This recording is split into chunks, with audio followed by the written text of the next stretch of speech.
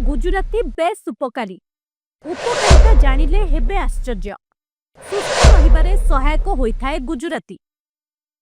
गुजराती रे अनेक प्रकार उपकारी गुण भरी रहिछि। एहा पाचन क्रिया को केतेकांशरे सक्रिय करिथाए। तासो शरीर थिबा एंजाइम तत्व को मध्य दृढ़ करे। श्वासक्रिया को सतेज रखे गुजराती। एहाकु खाइले पाटिरे थिबा बैक्टेरिया नष्ट होई जाइथाए।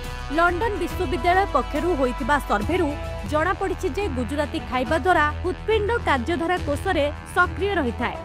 एथिरे एंटीऑक्सीडेंट गुण मध्य रहिछि, जहा द्वारा रक्त संचालन पूर्वापेक्षा सक्रिय रहिथाए। गुजराती रे एभली तत्व रहिछि जहा शरीर रे थिबा विषाक्त जिनिस गुडी को बाहर करि दिए।